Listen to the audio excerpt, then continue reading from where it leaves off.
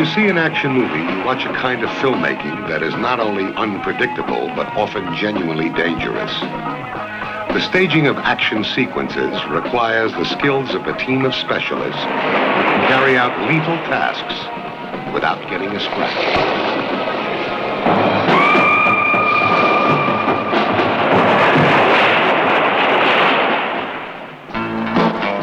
During his career, stunt coordinator Bob Woodham has done films include Fahrenheit 451, Adam's Woman, the James Bond thriller You Only Live Twice. He heads a team of stuntmen who are rarely out of work. Grant Page, 4 years in the Commandos, skydiver and rope specialist. Graham Matrick, 12 years experience as a stunt rider. Herbie Nelson, chief safety man, a veteran of the team. His films include Cleopatra and The Guns of Navarro. The youngest is Warren Campbell. He's been with the team less than a year.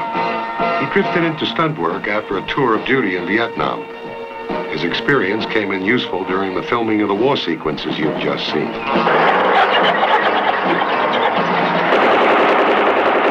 Most war films are made with the cooperation of the Army.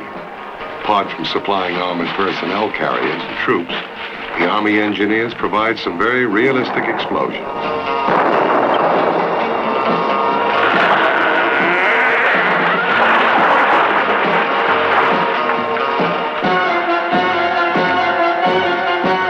Pounds of plastic explosive, 2 gallons of petrol make a stimulating bang, and a long lens on the camera make the stuntmen appear closer to the explosion than they really are.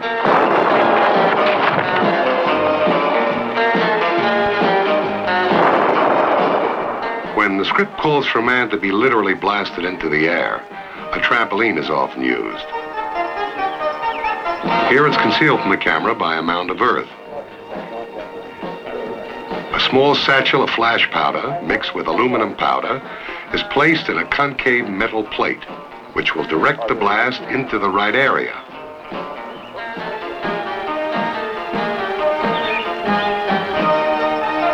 As the stuntman hits the trampoline, the charge is detonated electrically, and he somersaults through the explosion, creating the desired effect.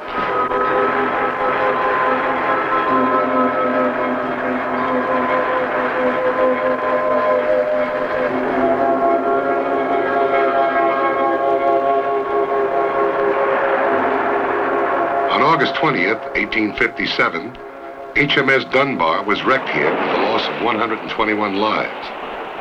The macabre reputation of the place has been enhanced over the years by a number of people who have committed suicide by jumping off the cliff. The police rescue squad pulls 12 bodies a year off the rocks or out of the treacherous waters around this area. Bob Woodham has no plans to become a statistic.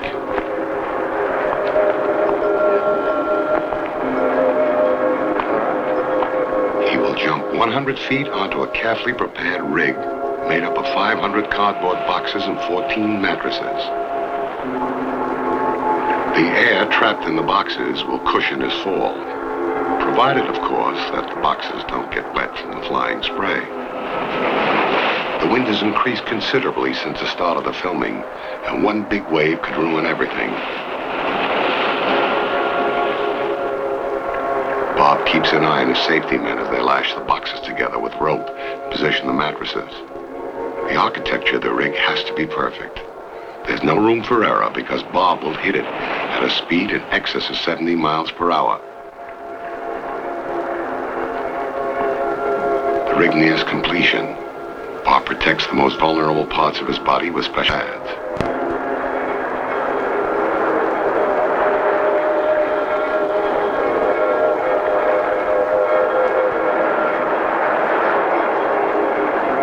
Now he finalizes the sequence of events with the director. Bob, how are you going to set about this? Oh, when you roll cameras, I'll count 2, which will give you enough time for your high speed to get going. I'll get to the edge, and then I'll go. And land in the rig, I hope. I'm a bit worried about the wind. There's a bit of updraft, and the wind's very dodgy. Don't really know. You scared? Yeah, I'm scared. Is this the highest fall you've ever done? It's as high as any... Yeah, it's a high fall. Okay, let's go.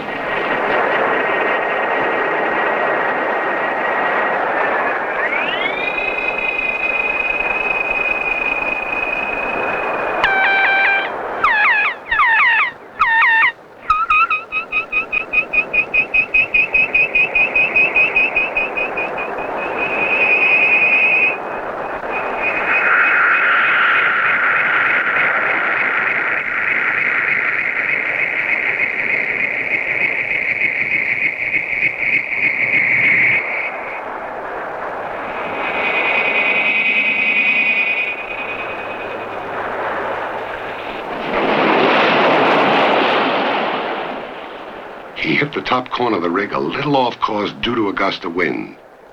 But the stuntman's twin goals are achieved. Survival and a good shot.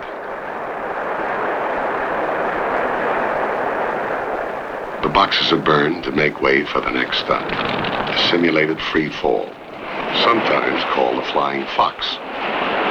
Brad Page has been doing it on and off for 10 years. Well, the simulated freefall is done as a complete drop. It's almost as if you've got no braking at all in the initial part. And all braking is done by friction on the rope by your brakeman down below.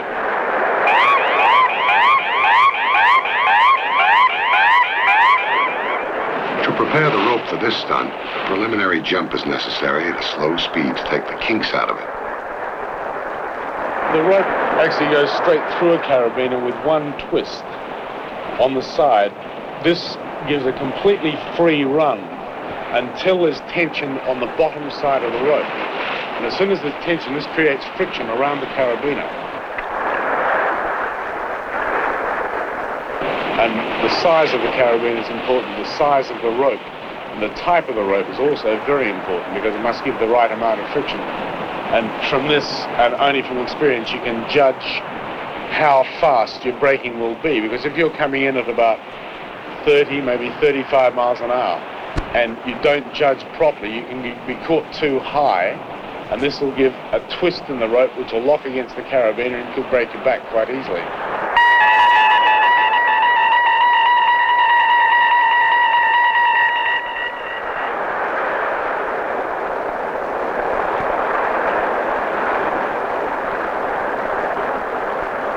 It's something you'd never want to do unless you had expert brakemen on the bottom that have to know what you're trying to do. You've got to work as a team. And if you don't work as a team, either you get killed or they get killed because you might hit them at about 30, 40 mile an hour. And that was precisely what very nearly happened.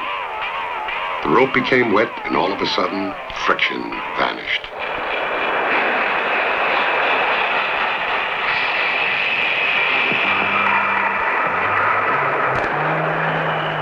Give or take a few close shaves, the most hazardous stunt of the sequence was the tandem slide.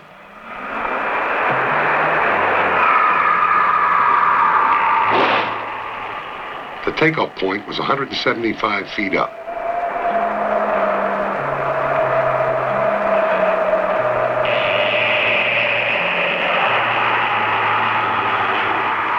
First, the nylon slide rope had to be rigged from the top of the cliff, across the gap, to the rocks on the other side. Once secured, it had to be tensed as much as possible to prevent stretching under the combined weight of the two men. As the weather worsened, the preparations became almost as difficult as the stunt itself.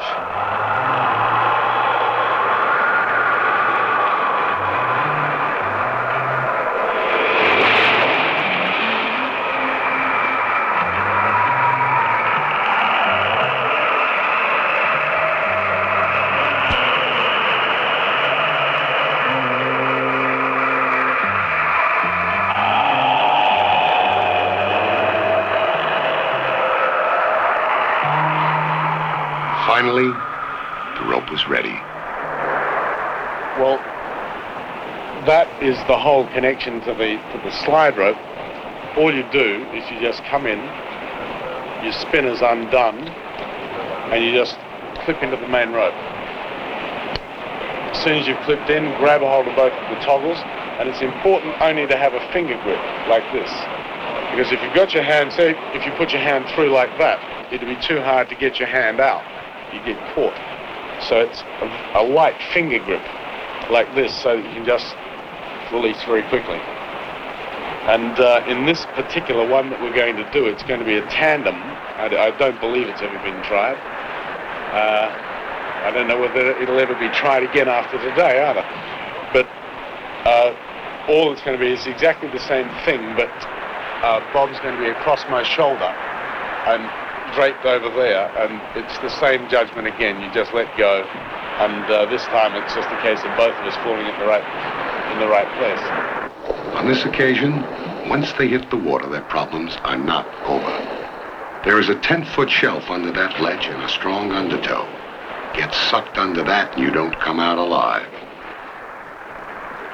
So they have to gauge the swell of the waves and time their moves precisely. Despite an ugly moment when they hit an overhanging ledge, the slide went off beautifully.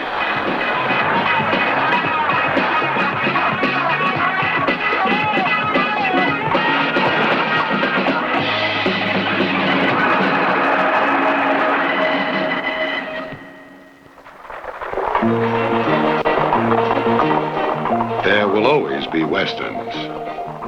Love stories, spy dramas, gangster pictures come and go, but westerns go on forever. In 70 years, the movie-going public has not grown tired of them. A significant part of the western's appeal is the stunt work.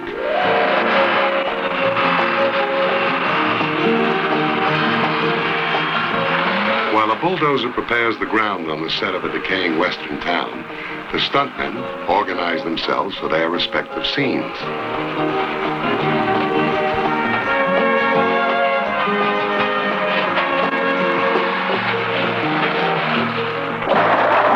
Let's take an original situation where the stage carrying the gold shipment is being hotly pursued by the local wild bunch and is heading for the safety of the nearest town.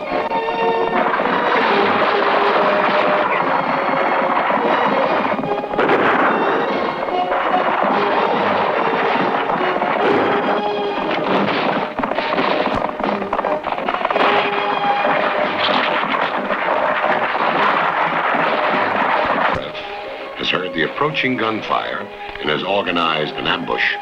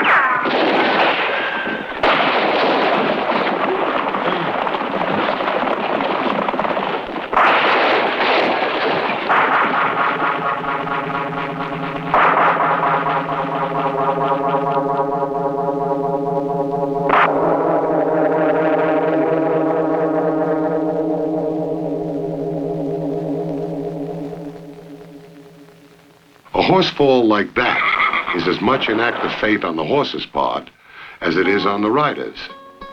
It is essential that the animal and man know each other well and trust each other completely. Through rehearsal in deep sand, the horse can be taught that when he falls, he's not going to hurt himself. In the end, he actually comes to enjoy it. A straight fall from the saddle is accomplished with the aid of step stirrups.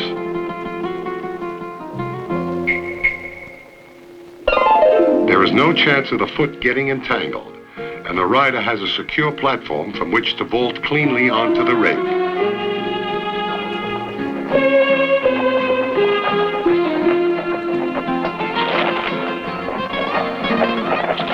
Same sense of timing was needed for the leap off the stagecoach, and the rig was hidden from camera view by a bush. For the double fall in the town, the rig had to be hidden below ground and covered over with sand, as the shot called for one body to be seen hitting the earth.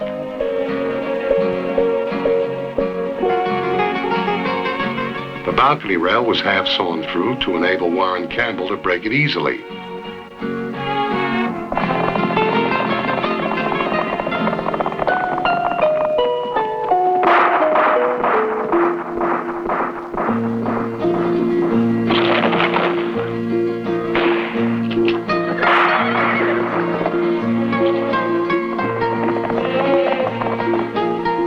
Warren's next task was a tough shot.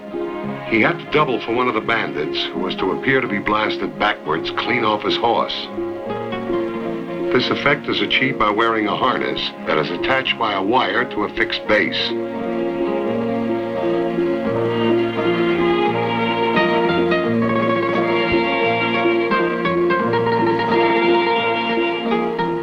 The rider gallops forward till the wire runs out.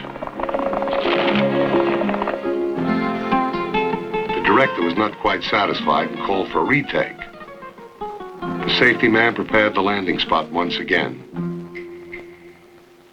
I find that once everything's taken into account, I don't think there is a chance in us getting hurt or killed.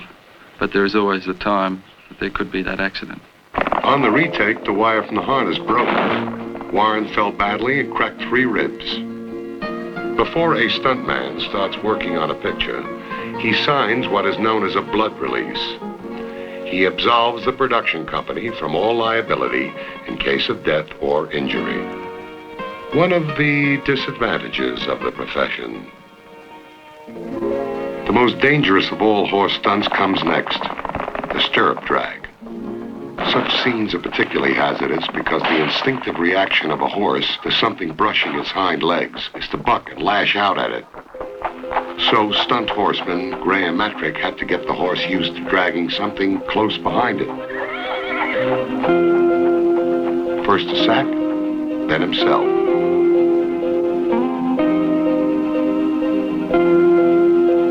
He secured his foot in the stirrup with a short length of cord, then rigged it so that he could release himself from the horse as soon as he needed to. This horse weighs around 1,000 pounds. A kick from him will pack the combined punch of 4 heavyweight boxers.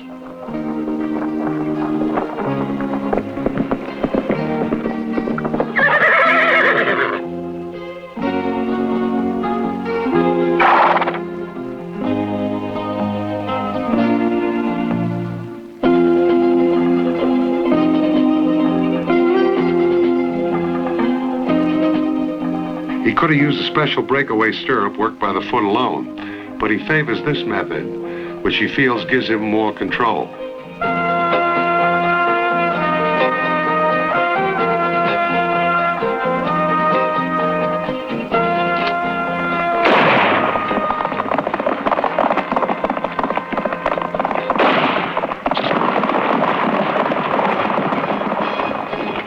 For the audience, a pretty picture.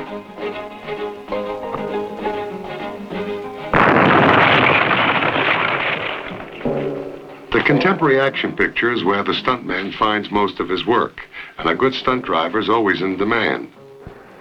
To give you an idea of a few of the stunts he could be called upon to do, let's take a situation where 2 criminals are planning to rob a bank courier. It should be a perfectly simple hit-and-run grab, but they didn't bargain on the result of 2 unfortunate coincidences: a can of gasoline in the back of their car and a righteously uptight passerby.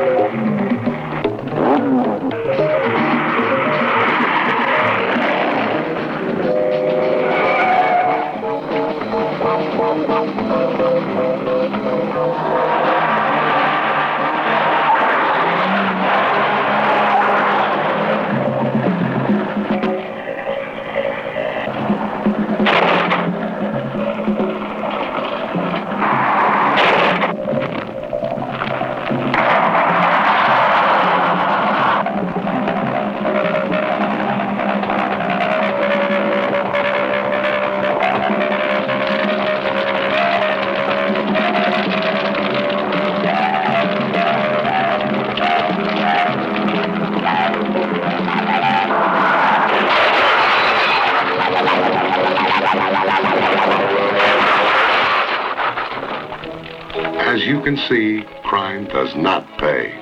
Stunt work, however, does for a small group, the elite of the profession, who go regularly from one film to the next.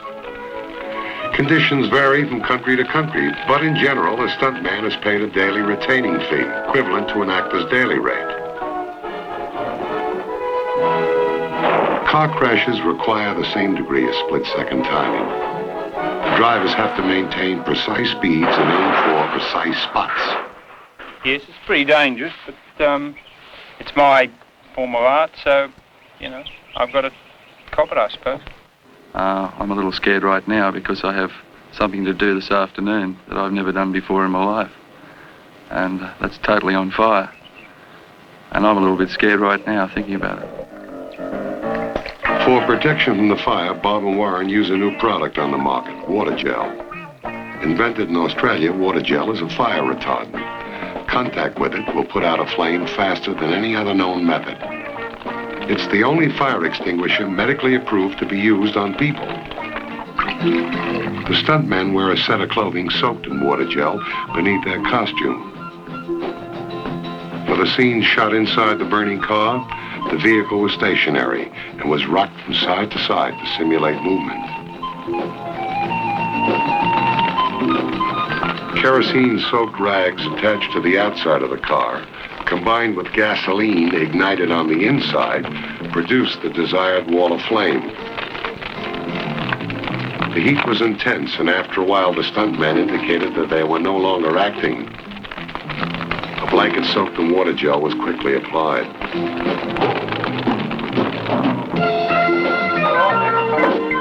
The shots of Bob and Warren smashing through the windscreen on fire had to be taken several times to get the necessary number of different angles.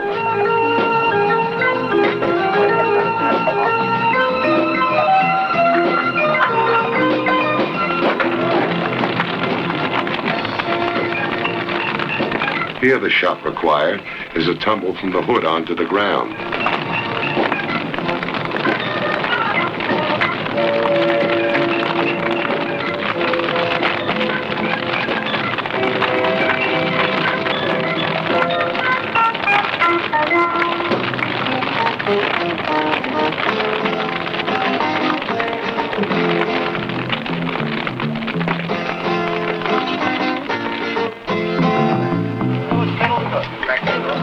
When the water gel blanket is applied, the effect is that of being hit with 3 gallons of hard water.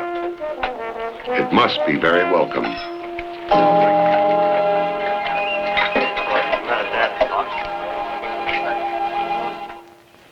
I worry more about getting badly hurt than killed. I've been close to being killed many times, even on this picture, a couple of times. I'm very lucky to hit the rig. You know, lots of close ones like that where I've just caught the rig 2 or 3 feet from the edge. What is the attraction of such an undeniably dangerous profession? For one thing, I like the money. Secondly, after learning a lot about the work of Bob, I find that it's very interesting and also very exciting. I find that getting the adrenaline running in the body really turns me on. Yes, you do. You get a terrific feeling of exhilaration.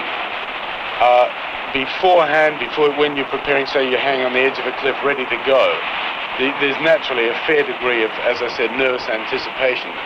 But once you've gone and it's the action's on, and you can feel everything working properly, there is a terrific feeling of exhilaration in it.